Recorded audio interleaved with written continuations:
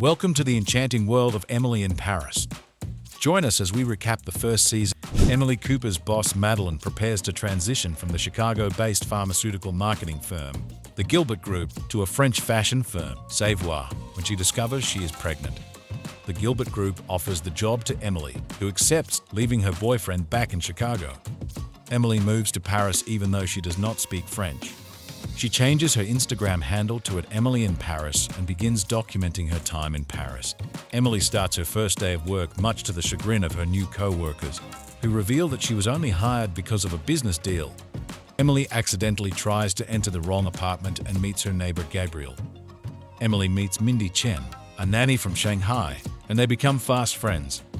Despite struggling to fit in with French office culture, Emily convinces her boss, Sylvie, to invite her to a work party where she accidentally irritates Sylvie by conversing with Antoine Lambert, a client who turns out to be Sylvie's married lover. As punishment, she is put to work marketing Vaga June, a lubricant for menopausal women. Annoyed with the gendered nature of the French language, Emily writes a post about the product, which goes viral, causing her to make further inroads at work. Emily's boyfriend tells her that she should return to Chicago as he struggles with a long-distance relationship, and he does not want to visit Paris despite it being a pre-planned trip. She refuses to return to Chicago and breaks off the relationship. Emily is invited to the shoot for D'Alhura's latest commercial to take behind-the-scenes footage for social media, and is shocked to discover the commercial involves a model strutting nude down the Pont Alexander Roman III while suited men ogle at her. She argues with Antoine that the ad is sexist while he counters that it is sexy, leading Emily to suggest an online marketing campaign that asks the perfume's customers what they think. While struggling to communicate at a flower shop, Emily is rescued by Camille, a friendly French stranger, and gallery owner who proves to be a lucrative connection. When Emily discovers Sylvie and Antoine arguing at work, she tries to boost Sylvie's credibility at work by pretending that she came up with an idea to pair Antoine's perfumes with luxury hotels. After a miscommunication that renders her work dinner reservation at an exclusive, luxurious restaurant invalid, Emily convinces Gabriel to host them at his restaurant instead. As a gesture of thanks for his help, Emily kisses him, and he kisses her back. Leaving the restaurant, Emily bumps into Camille again, who reveals that Gabriel is her boyfriend. When alone with Gabriel, Emily asks that he forget about their kiss the night before, to which he agrees. But later on, he admits that he, too, feels chemistry with her. Initially outraged at seeing Emily's Instagram post for Duray, Sylvie demands that she delete her account.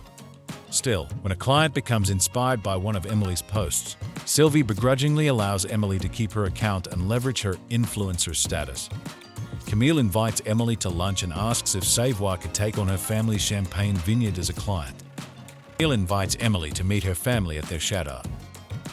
Emily finally gets an opportunity to pitch her idea to Camille's mother. Emily meets Judith Robertson, a member of the American Friends of the Louvre Eiffel. She is aware of Emily's association with Pierre Cardot and asks if Pierre might be willing to donate a dress to be auctioned at Eiffel's fundraising benefit.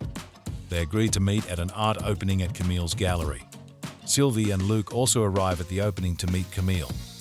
At the Eiffel auction, Grey Space, which consists of two avant-garde fashion designers, shows up and bids for Pierre's dress. As Emily models the dress on stage, Grey Space shoots her with paint as a publicity stunt which shocks the audience. The next day, the stunt is featured in all the newspapers and online. Pierre is sad and takes to his bed. Emily visits him to try and positively spin the incident, but to no avail. As she leaves Pierre's home, she runs into Matthew, who makes a pass at her. Matthew and Emily go on a date, but are interrupted by Pierre, who calls threatening to cancel his fashion show. Sylvie blames Emily for shaking his confidence and fires her. The next day, Pierre requests to see Emily. Sylvie goes with her to see Pierre. At the Atelier, they see a dress from Pierre's new collection. In need of a venue to launch his fashion show, Pierre hijacks the outside of his former venue to show his new collection, which is well received and makes him the toast of Fashion Week. To celebrate, Emily hosts a dinner at Gabriel's restaurant for Matthew and Pierre. Mindy agrees to MC and sings at a drag bar 2 nights a week. However, her employers fire her for this, so she moves in with Emily. To pursue his dream of opening his restaurant, Gabriel decides to move back to Normandy. Realizing that this may be Gabriel's last night in Paris, Emily and Gabriel have sex. However, Antoine later decides to invest in his restaurant idea, thus keeping Gabrielle in Paris. Emily's journey in Paris is far from over. One thing is clear, her adventure is just beginning. Join us next time as we dive into the next season of this captivating series.